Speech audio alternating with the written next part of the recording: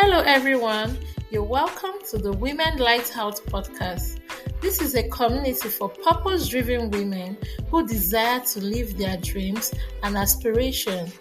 Our mission is to inspire you to live your dreams one day at a time while serving as a beacon of hope and guidance. We will be addressing various issues related to womanhood. Join me as we explore our journey of life together. I am your host, Women Hamilton.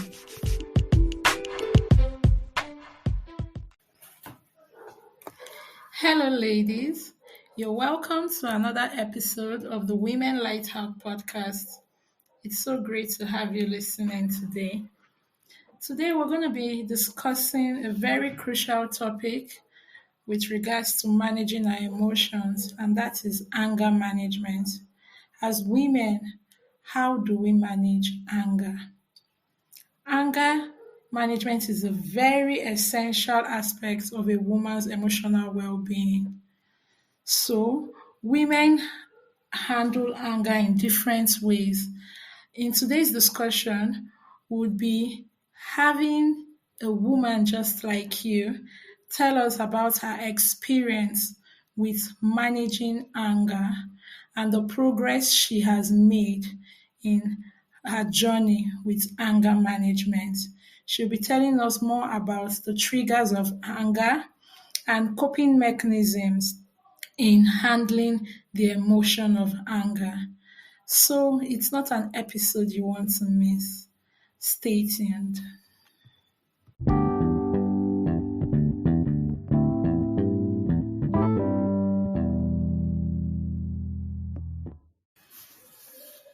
You're welcome back. So let's get right into our conversation for today. So our guest is Edidion Michael Ishola. She is a health service provider that specializes in perinatal and mental health. She is also a social entrepreneur who founded Mict Cares, and it's an organization that offers perinatal mental health and support services to women and parents in Nigeria. She's also an author of 5 books, and she runs a virtual space that provides perinatal mental health support for women who are at their preconception phases, pregnancy, or postpartum phases. You're welcome, Edidion. It's great to have you on the show. Thank you. So our viewers, I'd love to give you a brief about Edidion. She's actually my very good friend, more like a sister to me. And we attended the university together, so we're quite close. And at some point, we even stayed, we're like roommates. So she's someone I know very well. So when I thought about this topic and who I would love to invite, she was the first person to cross my mind. And I'm so glad you were able to accept our invitation here today, Edidion. You're welcome. Thank you, Women. I really appreciate your invitation. We're discussing about managing anger as women. So we would want to know a little about your experience with dealing with anger. Please share with us an experience you've had with dealing with anger and how you were able to manage it. Women, thank you for that question. So for me, I remember actually expressing the feeling of anger as far back as a 12-year-old. I do remember that. And I don't remember the incidents clearly, but I remember bumping into the kitchen, picking up the kettle and flinging it outside. And I don't remember what really happened, but my mom was so surprised and she was so shocked. And then because my mom didn't used to beat us, she didn't used to, it was my dad doing the beating and hitting and, and if we do something, we hear things like, let your father come back, that kind of stuff. So, but this day, my dad was in the house. I think my dad had flogged me for something. I can't really remember what really happened, to be sincere. But I still have memories of that. Because that was the most, for me, I didn't like it. But I do remember picking up the kettle and I went outside. The energy, when you are angry, there's a rush of adrenaline that comes into your bones and Yeah. makes you do things that you normally imagine. A 12-year-old, what energy did I have? The kettle was filled up with water, and I picked it up. It was boiling on the gas. I picked it up and I flinged it outside. I remember literally flinging it, and where I stood was so far away from the direction where the kettle went to, that if anyone was coming from the opposite direction, that person would literally be in a bad place, if they came in contact with that. So because of the force in which I used in throwing that, everyone heard what happened, and everybody came out trying to find out what happened. And then my mom figured that it was either because they had cautioned me and I got angry and went to, fling the kettle. And then my mom started saying, "Is that the way you express anger? Look at what you just did. It's not nice. So we just cautioned you, and what you do is to do this." I think either the caution was either they had beaten me up and I was just angry. So, anger is just that, is a healthy, for me, I don't see anger as an unhealthy emotion. It is a natural, healthy emotion that every human being experiences due to frustration, a sense of being misunderstood. You can express it through your physical attributes, or like what I did, I threw away that stuff and all. And then I still remember that along the line, growing up, I still expressed anger. And for me, the reason why I remember that particular one is because I remember that I had a pain on my arms for a long, like almost a couple of weeks, because of the energy I used. I think I even had a kind of a slight dislocation or something. You are a doctor, I don't know how that works, but I think I do remember having pains on my arms. Okay. I flinged that stuff. Subsequently, I still do remember other anger episodes, but for me, that's as far back as 12 years. I do also remember, being angry in conversations, and mostly when I track back, now that I'm much older, when I track back and I'm like, it was because, number one, I didn't feel like I was understood. No one really understood why I'm doing what I am doing. I know people should trust me. I know what I am doing. I just felt like I wasn't being understood, and also felt like I needed to stand up for myself, to protect myself, because people don't understand me. You get what I mean? So I was Yes. always trying to, protect myself by getting people to understand me. And that protection was show them that that's not what you meant. So I could be so angry. And it wasn't just about me alone. It was even about anger towards injustice, people being treated badly, Okay. unfairness. I was always very, very angry. Not because, for my own case, not because um my childhood was not, it was kind of a positive childhood, because my parents spent a lot of time trying to speak with us and have conversations with us. But I think as a child, the environment I grew up, we had loads of adults, um young adults, let me not say adults, young adults who were like older than us, who were like already in their secondary school, and we were in primary school, who were always bullying us. you know Okay. there was a lot of bullying ongoing. To send us on errands that our parents would never know about. They'll threaten that if we ever do a certain thing, we should not tell our parents, don't tell anybody, that kind of stuff.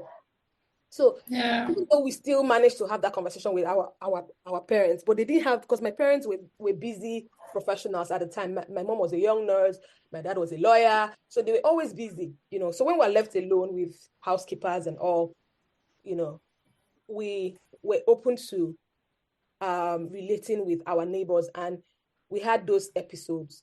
So because of those bullying, I do remember that I needed to stand up for myself, to make sure that Yeah. I was not being bullied, and to make sure that I was not being, someone was not being unfair to another person. So I do remember that in my episode of anger, I could literally go and fight for another person that is none of my business.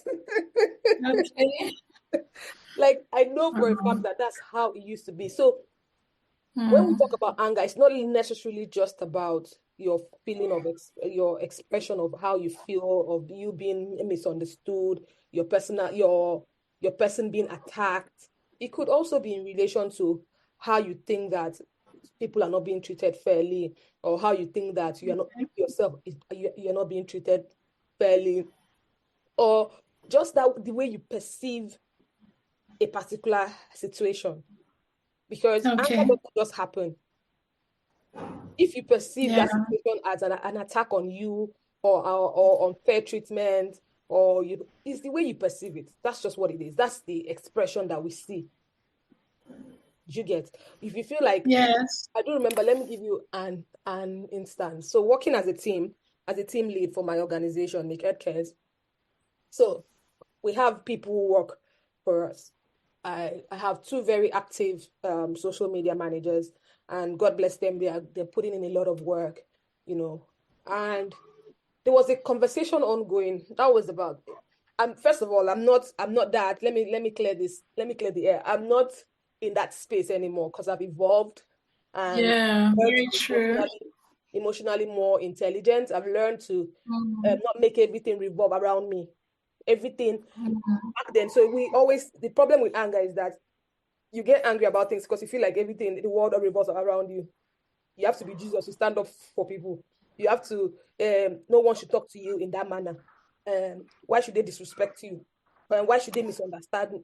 You mean well. You don't actually, you just feel like you are not, you're not doing anything bad. You feel like you're being misunderstood. They should just give you a chance to explain why you did what you did instead of them to uh, instead of them to talk down on you or talk behind you. I was always so worried that people were saying something about me behind. I needed to clear the air.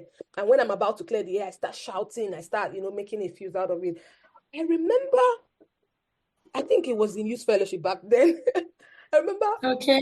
I remember an incident, but I can't remember clearly what really happened. Well, I made a statement that I was going for the weekend at my godparents. And I think someone said, "Oh, you're always going for weekends." And I remember getting very angry and defensive because I felt like I heard that rumor some time ago. That then now hearing it Okay. was a time for me to clear the. I like to clear the air. Oh Lord, don't say something about me because I'll come and confront you. So that's those are the episodes. I'm still like that, right? However, Okay. I've learned to use emotional. I know how to tell you. I know how to tell you exactly what I want to tell you now without even expressing anger, even if you've made me Yeah. angry, you know. But Mm, I am still like that. I'm still very, less, not like I'm confrontational. No, because obviously being confrontational is really not is critical. So you need to be able to, you know, meet that issue, address it without being making it unhealthy for you. Because anger is not even just about you expressing it to the person receiving it. It's even for your own health. Because I remember yeah. struggling with a lot of things. Um, I struggling with headache, fever after a very serious episode of anger. I hate it. Wow. Like I literally dislike it. So Mm, I each time I'm angry and I've expressed myself in that manner, the moment that scene is over, I start wishing I had done differently, even though yeah. I was in the right. So I start wishing, oh, how would I have handled this issue? Could I have handled it better? Could I have said it without screaming? You know, I always feel that way. And then the headache that comes with it, the stress that comes with it. And then because I am very open-minded and very forgiving. I could be very angry with you about something, very intensely angry about you right now. And the next minute, I forgot, as long as I've expressed it, I've forgotten it. I want to hug, I want to play again, I want to be normal again, you know. But Okay. you've damaged that relationship. You've said something horrible to that person. So it's difficult for the person to, Very true. right? So those Yeah. are the challenges I had. I didn't want to express myself in that manner, but I found myself doing it repeatedly, and it made people not want to keep the people that stayed around are people who genuinely understood that, oh, this is a challenge and it can always be fixed. I still remember a couple of people saying, oh, you can, my mom especially, thanks to her, you can always express yourself without being angry, or you can Angry. say something without being emphatically, even if you are in the right. You can say, my mom repeatedly said those things to me because I remember getting on a vehicle with my mom once and I had to fight the driver. Wow. Oh Why? no, What happened? like it wasn't a physical fight, but I was just angry because he disrespected my mom, and I can't stand that. I was just angry. Mm. I was so angry. I started screaming, "Give us our money! Drop us here now!" My mom was like, calm down now. Why are you doing like that? I'm like, "Mommy, leave me. Let's calm down. Did you hear what he said to you?" You know. So Wow. it was just a lot of episodes. So let me track my thoughts back. There's something I wanted to say that I found. I think it would really help the listeners. Okay. So in in all of this, when I remember those episodes, I'm not grateful. I'm not happy that I had to express myself in the way I did. I wish I had known better how to express myself. The thing is, a lot of people see anger as a very negative emotion, but I think it's a natural thing. All of us get angry. It's just Yes. the way we express it that matters. And let me say this, Yes. truth be told, we don't ever know how we're going to react to all the situations, no matter how emotionally intelligent or composed that we are, because life differs. Things happen differently. And what triggers you might not be what triggers me, right? Very true. Takes Yeah. a lot of resilience and a lot of self-discipline for you to take a deep breath and mindfulness and take a step backward and analyze that situation again. And also, because people sometimes attack our personality when when there's a disagreement, we are angry, we are triggered to want to defend ourselves. Other people have Yeah. trained themselves in a way where they now say, you know what, whatever you call me, you can call me stupid. That's coming from your mouth, but I know for a fact that I am not stupid, so it doesn't really matter. Do you get? Do you understand? Yeah. You can call me, Yeah. you can call me whatever it is that you want to call me, a pain in the ass or whatever. I know that that's how you're perceiving it, but truth be told, I could be a pain in the ass sometimes, but other times I'm also very loving. So I think when it Mm. has to do with um perceiving conversations or events that triggers anger, it is the way we interpret it that really matters. Wow. It is the So way, for you, at yeah, what point did you think, when did you come to that point that actually the way you were managing this emotion, you needed to make some adjustments? At what point in your life, and what made you come to that realization that you needed to work on how you manage anger? truth be told, I can't really tell that like that there was a time per se that I said, oh, I need to work on my anger, because um if I want to be sincere, I still feel like people misunderstood me. So that's a problem. Do you understand? I still feel like Yeah. people misunderstood me. So they should just give me a chance to express myself. And Okay. thinking about this conversation, I'm really grateful because I think the Holy Spirit actually asked you to have this conversation with me, because I had a dream I think 3 weeks ago, either 3 weeks ago, a couple of weeks ago. And in that dream, I think God was showing me a scene of something that happened in my past, and it had to do with anger. Okay. Yeah, and that was 3 weeks ago. And this is me saying that I do remember that my changes started happening, say, we're in 2013 now, or 2023 now. That was sometime in 2019. It was when I got married. That's when I started noticing a lot of changes. Now, Oh, prior to that year, prior to that 2019, there were changes, but obviously, it's not like I intentionally said, "Oh, I will not be, angry again," right? But it was mm, marriage that I realized that, more, there's actually nothing to fight about, because you would have disagreements and you be angry, so angry, and you're boiling up, and the other person is just looking at you like, they're like, can't you see what you did? And the person doesn't see what they did, though. Hey, God. Like, you be literally fuming, and this person doesn't want to come on the other side and say, oh, this is what I did, or own up to it, because mm, it made me realize that Perspective. This person Yeah. doesn't see anything wrong with what he has done. Yes. And you're angry. Hey, Jehovah. You are angry. You're fuming. You even want to go and stand up and get them to do what they're supposed to do right. Meanwhile, they're like, what the way I am, I'm okay. Oh. I don't know do anything wrong. Oh. And you're like, true. It was later on assessed like, true. This person actually might not see anything wrong with what they are doing. Oh.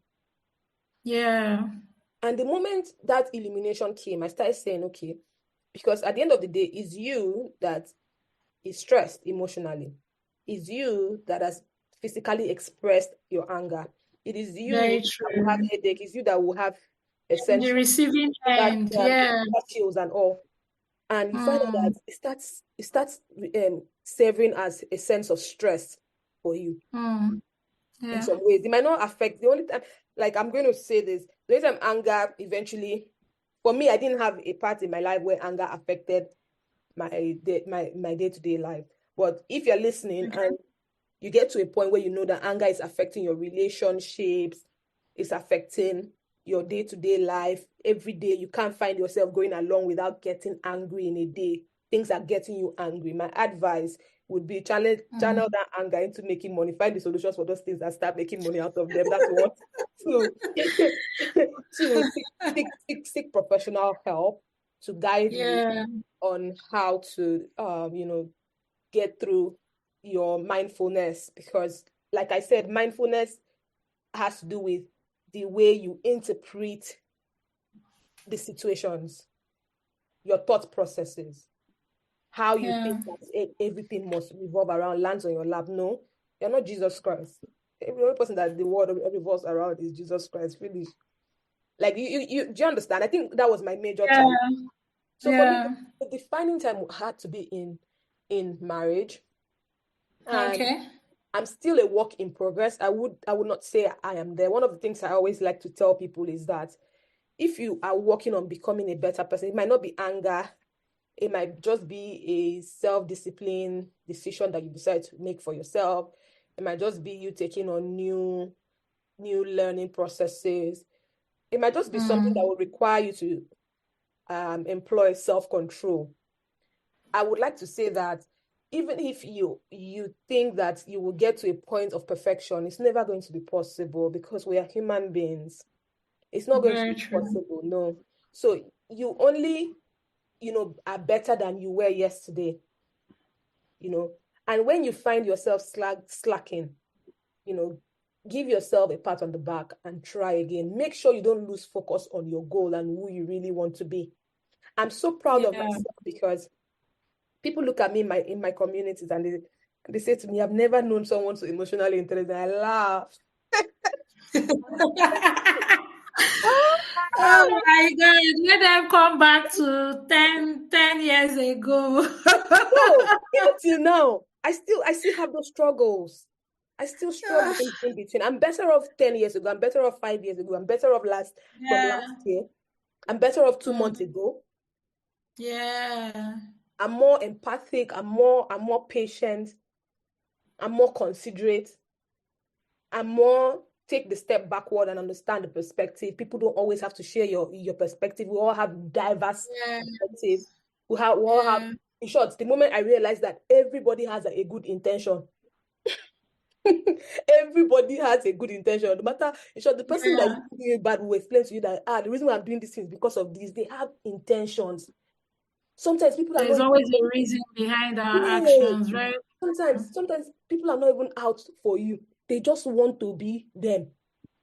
Sometimes Mm. their them is negative, yeah, right? And you can't the moment someone Yeah. someone is being them and their them is negative, that's when you now realize that it's not about you again now. It's on them. You get what I Mm. mean? You now decide that, Yeah. oh, it's not me that is making you the way that you it's not me that is giving you those negative thoughts. It's not me that is making you not trust me. It is your trust issues.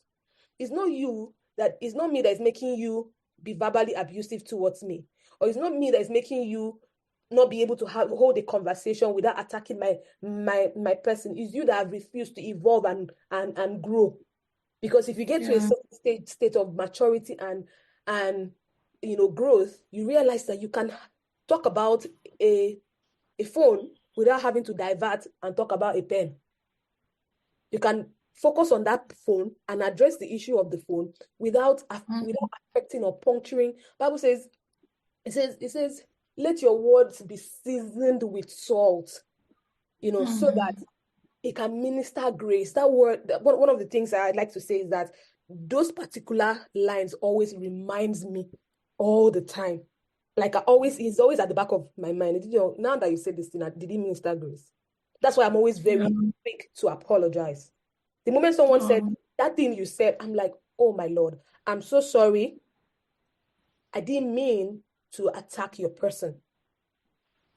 So the moment people have not gotten to that point of where they have gained emotional maturity, it's no longer on you. It's them. I don't think, people actually, we need to understand that everybody has a certain level of emotional maturity. We all have different.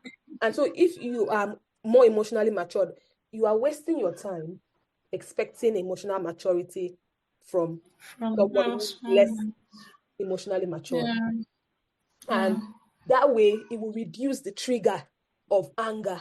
In short, I tell people that there's nothing anybody can tell me or call me in this life, or somebody can say about me in this life that will make me so angry with them that I'll not even start. Like, one of the reasons why I don't encourage hitting a child is part of the struggles I also had, because I think my father hitting me did play a role too. Even though my dad was a very loving father, in all sincerity, I think I was the most loved. I still feel like I'm the most loved of all my father's children. And he didn't even used to hit me that much. He would just raise his hand. Then when he comes close, my mother would like, yeah, you are cheating. You're cheating. Beat her well. You not beat me. Oh. Beat her well. You are cheating. Show her that you are angry. Don't do that. But I do remember that those could have contributed to my anger and all. Okay. But I encourage parents not to show anger when a child does. Not like you should. Not like you should show anger, but not in a negative and abusive or a destructive manner. Do you understand what I mean? So I encourage parents not, because when parents say, "Oh, I'm not saying you shouldn't hit your child. If you want to hit your child, do. But make sure when you're hitting your child, your expression is an expression of love." But I've never seen a parent hit a child with love.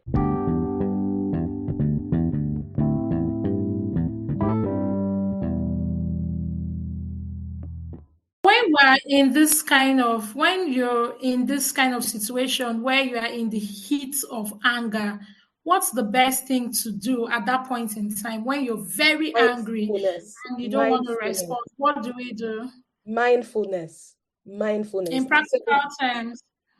So, because the truth is, because you are not waiting for something to happen, right? Okay. You're not waiting for something to happen. But if something negative happens, if you've trained yourself over the years, when I mean something happened today, you tried and say, okay, I'm not going to respond. And then you find another time to respond to it if it really matters.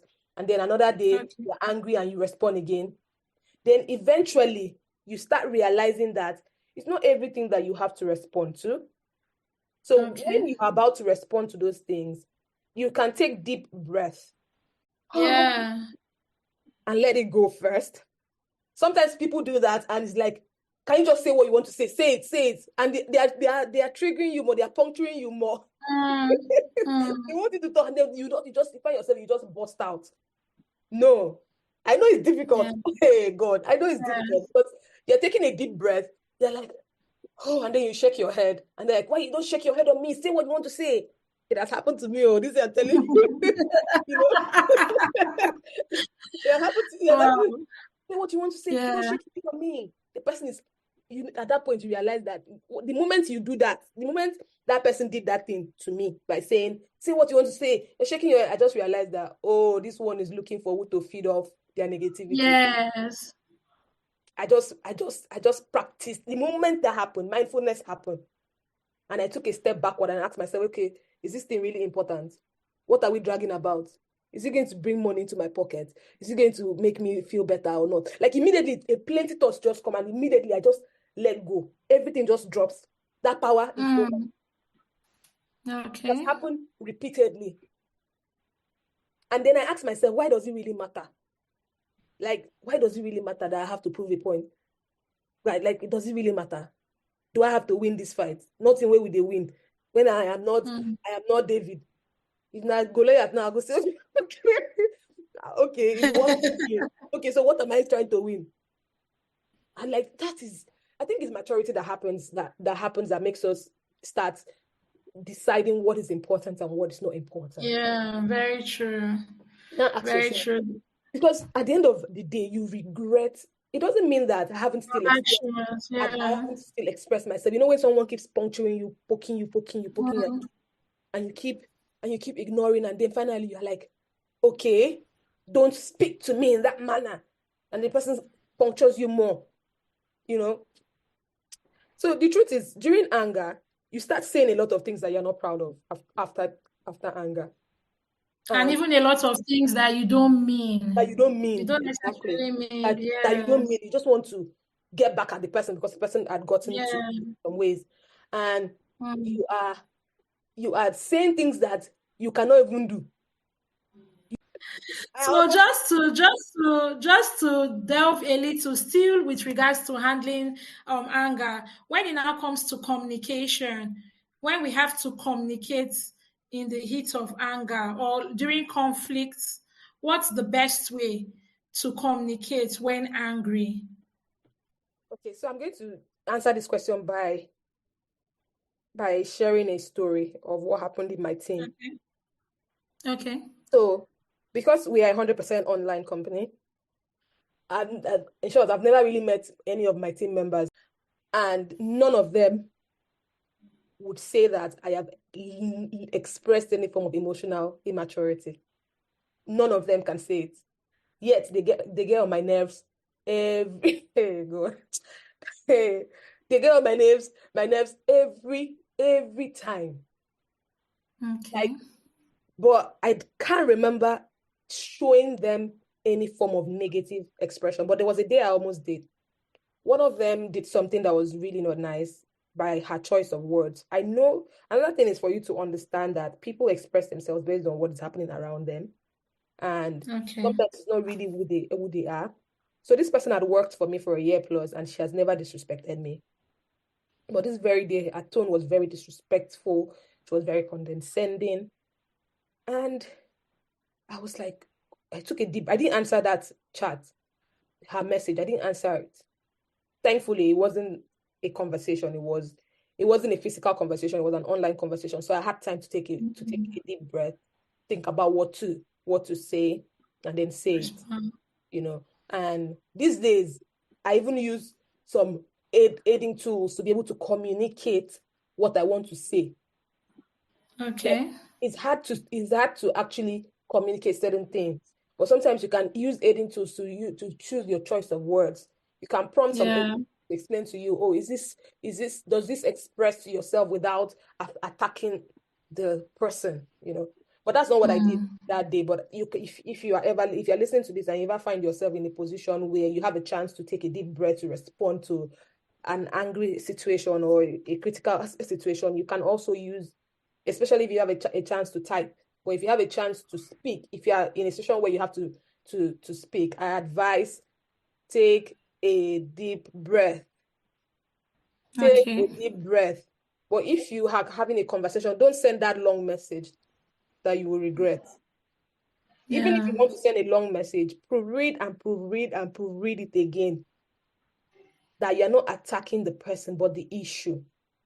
Mm. Because relationships scatter based on our anger, based on the way we perceive things that is not necessarily true.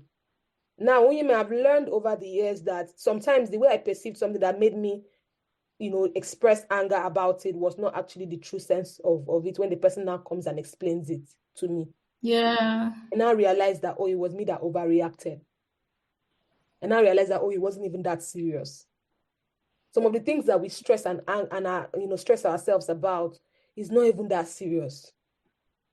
It's something that we can overlook. So what I did in that case was I took a deep breath. I sent her I dropped a message because she did embarrass me on the group there. So I took a deep breath and then I said to her, this is actually unacceptable. You don't ever speak to me in that tone, no matter what. And that's after I now said, I understand that you may have a lot on your plate. You're probably busy. There was a miscommunication that happened somewhere. And I thought that this person was supposed to do this and you were supposed to do this. But I'm sure it was a miscommunication. But on no account should you speak to me in that manner, because one of our core values in our organization is mutual respect. And nobody, whether as the founder, as the CEO or whatever, is, prone or is what's the word now? No one is above being cautioned when they breach the core values of the organization, which for me, from the day of employment, I said to you, our core value is mutual respect, communication, integrity, and commitment. And the number one out of them is mutual respect. You know why I keep it as number one? It's because I understand that it is easier for people to start feeling like they're doing better than the other person. And then because of that, or easier for someone to start thinking that they are better off. Because of that, they start disrespecting in their tone. They feel like, it's easier for people to think that, you're supposed to do this, you didn't do it. They start disrespecting. That's why even when I go for interviews, the question I always ask organizations or companies that interview me is, what is your company's core values? If they don't mention mutual respect, I know they go. Because I know it is a trigger. I know that a working environment has to have a sense of mutual respect, fairness. So I said that to her. The only reason why I had that boldness to say that to her was because she cannot track back in our conversation to a time I ever disrespected her, even as my subordinate. Okay. She cannot track back to a time where I ever attacked her personality, or sounded condescending. I would only give instructions on what is to be done. A lot of times they would not do it, and then I'll remind them again. But even with the reminding, I still do it gracefully. So the truth is, when I said that to her, it dawned on her that, it was later on she now sent me a private message sharing that she's had a lot on her plate, that she really wants to apologize, that I know that she has never done that before, and that she didn't even mean. I also now realized that she didn't even mean it in the way I read it. Okay. Talking to someone and typing is different things. Yeah. So I perceived it as, this is disrespectful. Meanwhile, she here was saying, "Oh ma, that's not what I meant." It was because of this, it was because of that. And then I now checked back from the previous conversations. It now dawned on me that, this is how this lady actually talks. So in her subtones, that's how she talks. She talks very stern. Like her tone is always like, no nonsense, that kind of a thing. And I realized that, she probably doesn't know that when you're working in a team. So it was now a chance for me to mentor her. Yeah, I said to her, and she's a young girl, obviously. And I said to her, I wish someone had done that for me. Apart from my mom, actually. My mom did, but I wish I had gotten that in a professional setting. Obviously, professional setting, I wasn't that, I didn't used to, I just focus on work and go home, right? Because there's almost a lot of work. Where's the time to even to get angry, right? there's a lot of work. Where's the energy? So, but I now had to say to her that when you're working in a team, you must choose your words correctly and try to make sure that you're passing your message without being disrespectful or condescending. And she was like, "Thank you very much, ma. I agree with you." And it dawned on me that, she probably didn't even know. She was just talking like she's talking to her mates or her colleagues or her family members. She didn't realize that when it has to do with professional setting, you must try to be cordial, you must try to be respectful, cautious. So that's how I responded to that situation. I when you're angry, I'm not saying you should shy away from the situation. I don't encourage being shying away from situations. No, address them, but train yourself not to. If you don't take anything back from this podcast, train yourself not to insult the personality, not to even insult, like train yourself to address issue without being verbally abusive. Make sure that your words are not, find a way to train yourself not to be verbally abusive. Even in short, one of the things I want to do for myself, I'm going a little bit extreme, is to say, even in joke, even in play, even when you're saying, "Oh, I'm just joking," no, don't, like, try to make sure that you don't use, because eventually your mind, your subconscious doesn't know the difference between right or wrong. Yeah. Your subconscious does not know the difference between right or wrong. The moment you keep feeding it with whether right or wrong, it registers it and keeps it there. And then you find yourself saying something one day in a tense situation that you don't used to say normally. Where do you think it's coming from? Your subconscious. So Oh, it's something that we can do, but it will take a gradual yes. process. It takes, and this is not even Yeah. about people who express anger physically or in a very destructive way. It's even for people who express anger mentally. That people who express anger mentally, do you Yeah. know that they are so angry they Yeah. can't express themselves? You see veins out of their head. They cut off people. They are very they do it so abruptly and very, Yeah. sternly, that they don't want to have anything to do with anybody again. Out of anger, they stay angry with people for years. Mm. So it's not even just about physical anger alone. It's also about mental expressions of Of anger. anger. I think that's just the point I can give, that people can use when they are faced with a situation of anger, or that a situation that is critical, that requires them expressing the emotions of anger. Wow, Edidion. In fact, this has been a mind blowing session. You see why you were the best person I could think of to invite, because I have seen you evolve. I have seen you evolve into where you are today, and I can truly say that all you have said has really been very, very, very inspiring. And to our listeners, I hope you've been able to pick a few tips that can help you, because anger is actually inevitable. Mm. It's it's an expression or an emotion that on a Frustration. daily basis you Mm. would definitely feel. But what matters most is how can you handle it in a healthy way, Mm. in such a way that it doesn't affect you and it doesn't affect the other person Mm. that you're experiencing or dealing with or building a relationship with. So I just want to say thank you, Edidion, for coming today, and thank you for sharing your experience with us on how you've been able to manage anger as a woman. Thank you so much. It's been great having you on the show. You're welcome, Women. Just as a last point, and I do remember Okay. this mantra came to me a couple of years ago, and it was me Hmm. saying to myself that anger is a waste of emotions.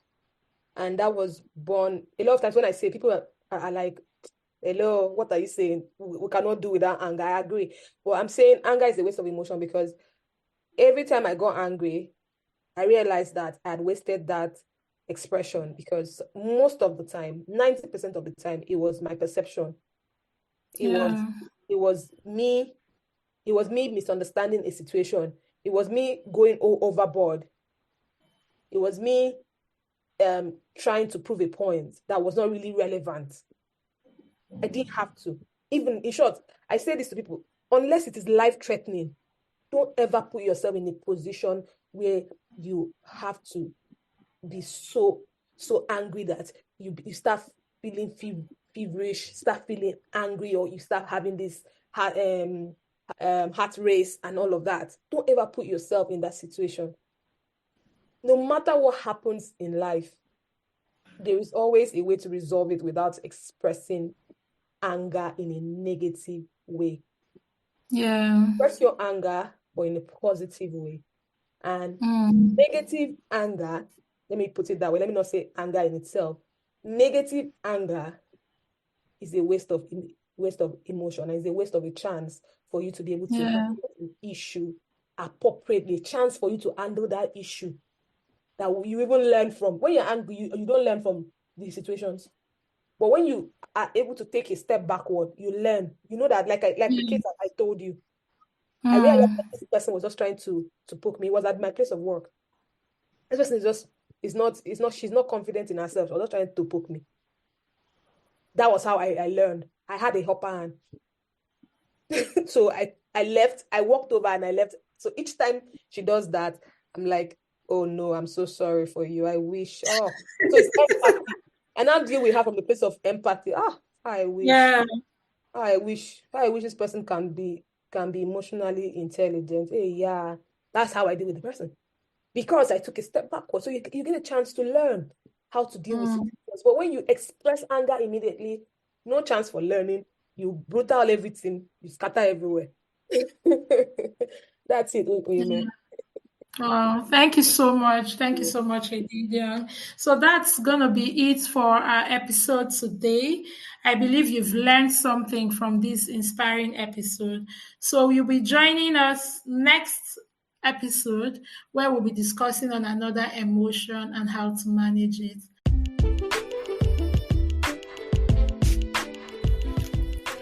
Thank you for listening to today's episode of the Women Lighthouse podcast.